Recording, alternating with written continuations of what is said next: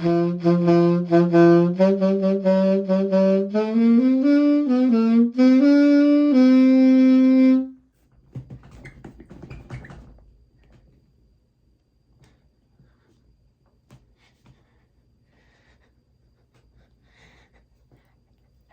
there. Welcome to the table. I'm your host, Teen Wolf.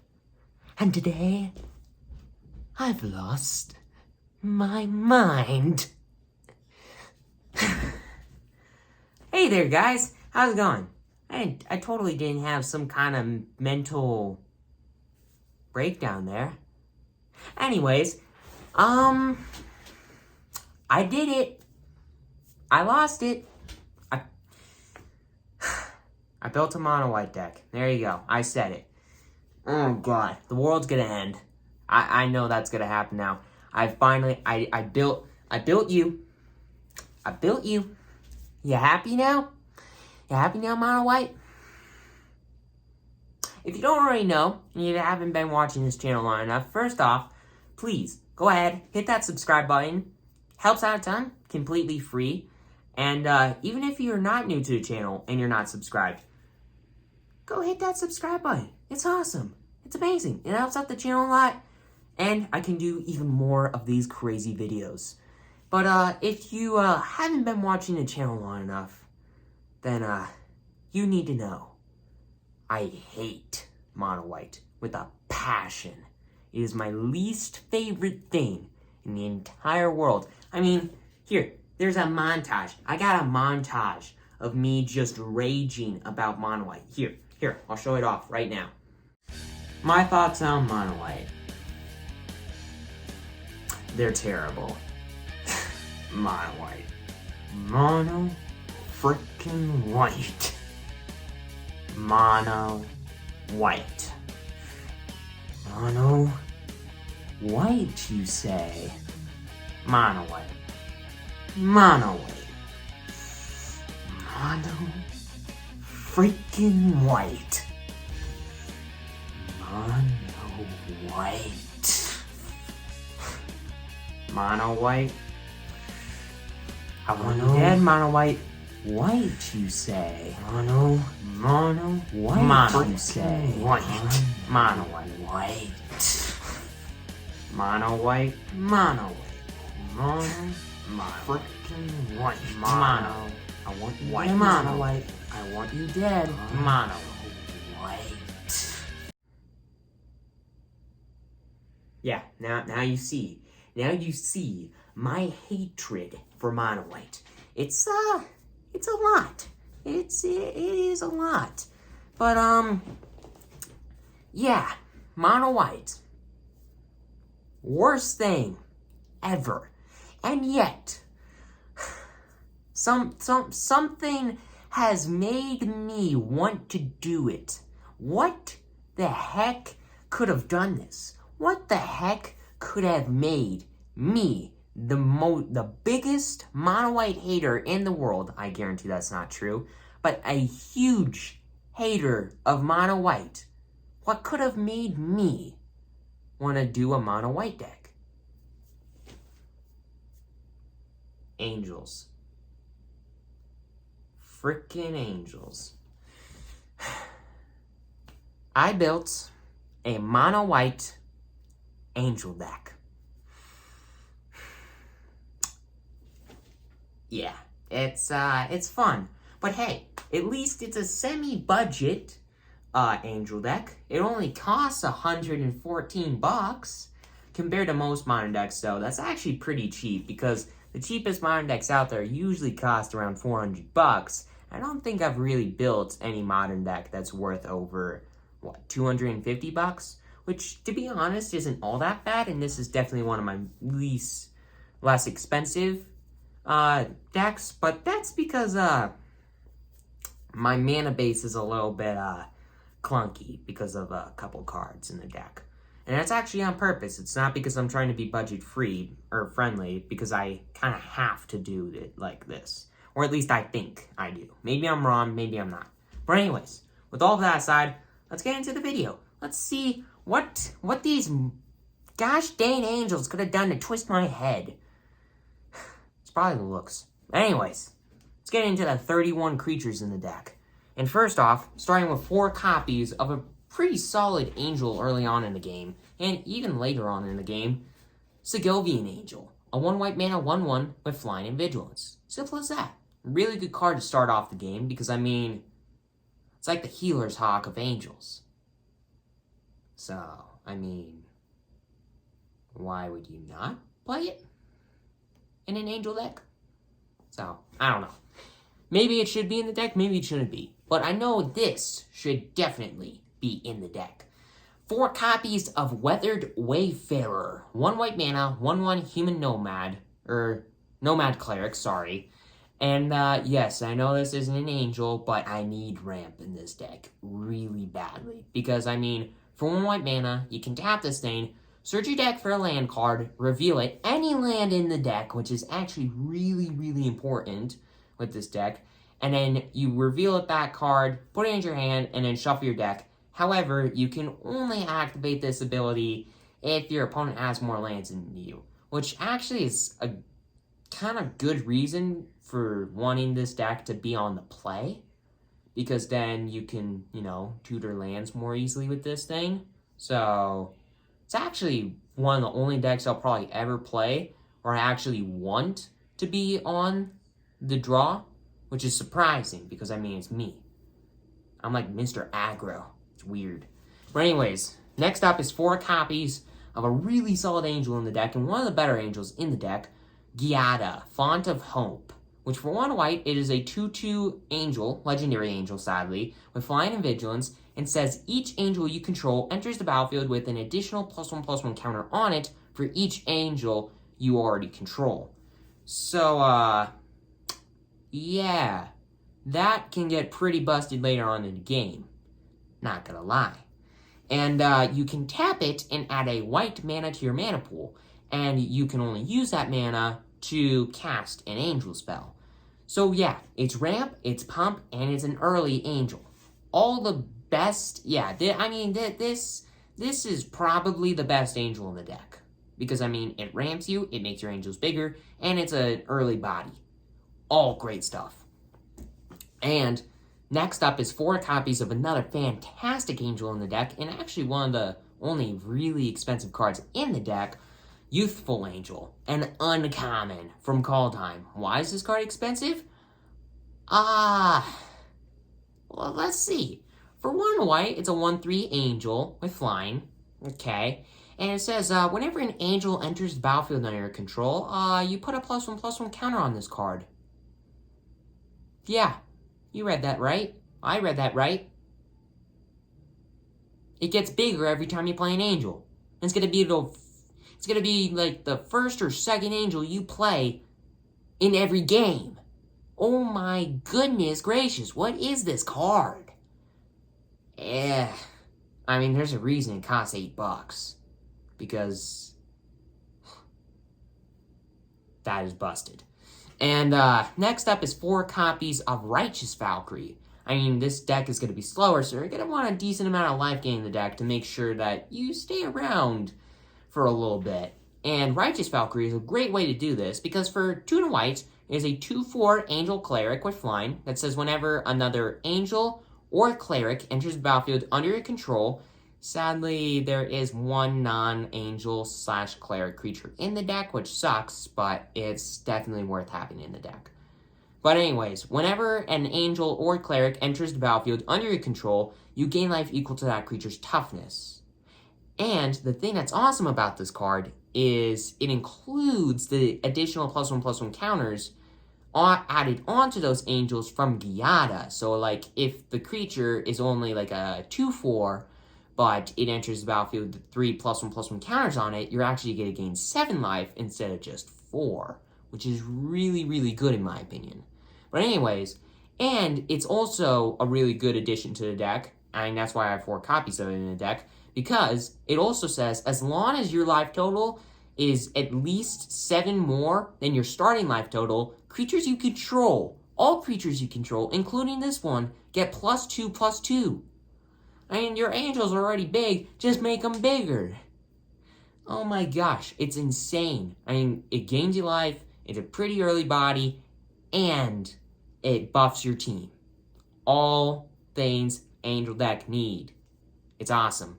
And next up is 3 copies. You could put a 4th copy of it in the deck if you want. Skyclave Apparition. One of the better removal spells, I think, is in this deck. It may not be the best removal for this deck, but I couldn't really find anything better than this, which sucks, but maybe it's just me and I just could not find crap. And hey, if there is something better than this, leave a comment down below. I would really appreciate the help, because I am not the best guy to... I'm not the best at finding good removal for Modern. I am for Pauper, but not really for Modern. But anyways, I still think this is a solid removal spell, because for 1 and double white, it's a 2/2 core spirit that says when it enters the battlefield, you exile a non-land permanent with mana value 4 or less, which I think is most of the spells played in Modern, I think.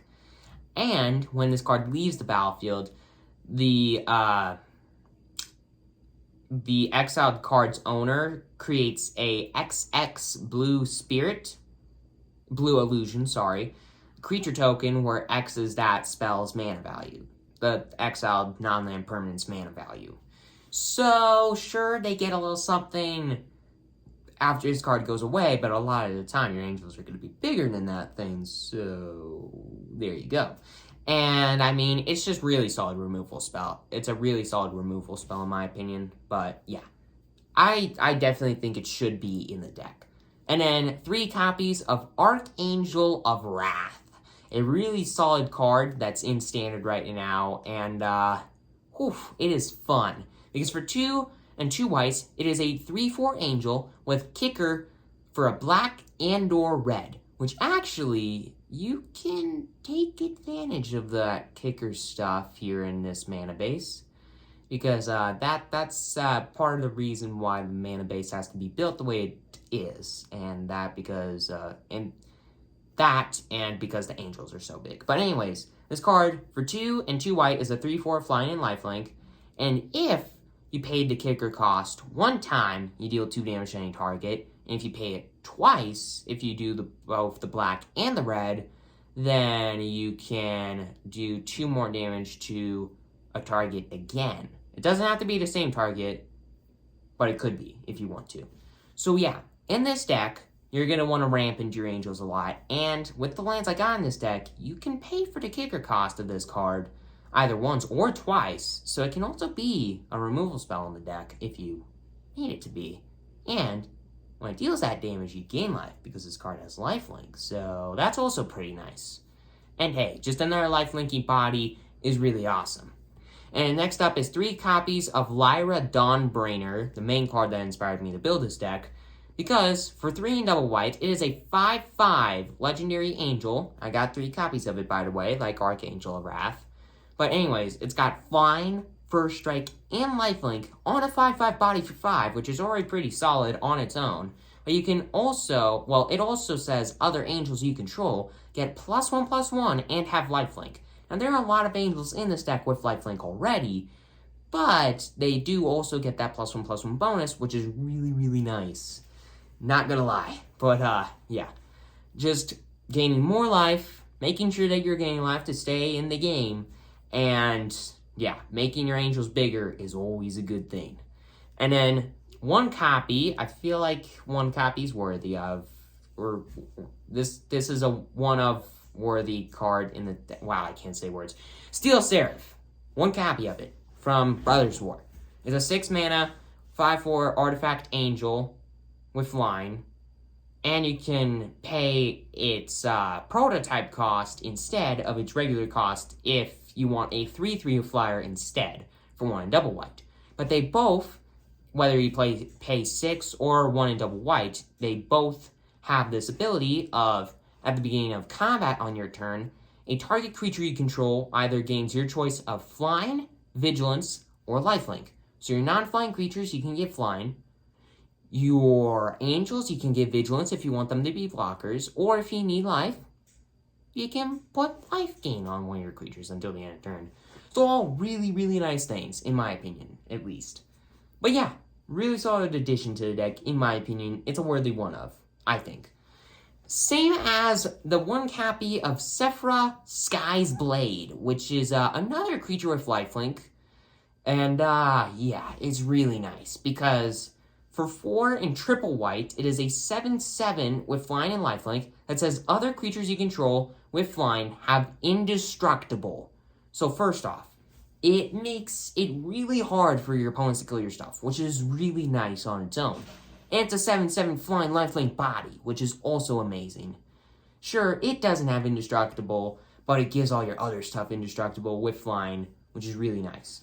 And if you don't want to pay 7 mana for it, don't worry, because you can tap 1 white and tap 4 untapped creatures you control with flying rather than paying 4 and triple white to play this spell. So, yeah. I mean, there are a decent amount of early plays in this deck, like the Weathered Wayfarer, and the Segovian Angel, and the Youthful Valkyrie, and the Giada. So you can tap those creatures and tap 1 white mana and play this instead of having to pay 7. And it's a 7/7 with flying and lifelink, so even if you have to tap a lot of the creatures on your board, you don't really have to worry about your opponent, like, dealing tons of damage to you and killing you, because this thing has lifelink. So, yeah. I don't think you need, like, 2 or 3 copies of it in the deck, but I do think it's a really good one-of for the deck. And then, the main, and in my opinion, best removal spell in this deck is the 4 copies of Path to Exile.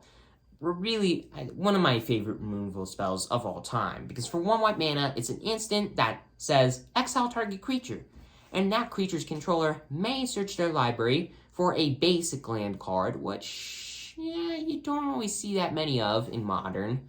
Then that opponent searches their library for that basic land, if they choose to, and put it onto the battlefield tapped, and then they shuffle their deck. So yeah, really solid card in my opinion, and I think any deck with white in it in Modern definitely should have this card as removal. And now, moving on to the 25 lands in this deck after going through those 4 Path to Exile instants. But yeah, this is the reason why the deck's mana base to me is a bit clunky and needs to be like this. First off, because of the Archangel of Wrath, the 3 copies of that, and because you need a lot of mana in this deck. Now, obviously, you need planes in this deck, because, I mean, it's a mono-white deck. So there's going to be 15 planes in this deck, but the other 10 lands in this deck are pretty useful. 4 copies of Orzhov Basilica. It is a bounce land, actually, in black and white. It enters tapped, and when it enters, you have to return a land you control to its owner's hand, and you tap it for a white or black. And if you're new to Magic or you don't know how bounce lands work, you can't cheat the system and play this on turn 1 and not have to bounce anything. You have to bounce a land. You have to play this on like turn 2 or something and bounce one of your lands back to your hand, which sucks, but hey, there you go. And there's Boros Garrison, which does the same thing, and except it's for red and white. So now you can see why I think actually you kind of can play the kicker cost of the Archangel of Wrath, because you have red and white mana producers in the deck. And once again, 4 copies of Boros Garrison. But the other bounce land in the deck, Azorius Chancery, it's only a 2 of. And it's the same thing as Boros Garrison and Orzhov Basilica, but it taps for white and blue instead of the other colors. So yeah, all these bounce lands tap for white, but 8 of them tap for red and white, or red or black and white, which are, like I said earlier, the kicker colors that Archangel of Wrath needs to deal the damage to any target and gain you life, which is all really nice. So yeah, that's the 25 lands in the deck. Now let's move on to the 15 card sideboard, which I feel like every single card in this sideboard is definitely worth having in this deck. First off, 3 copies of Journey to Nowhere.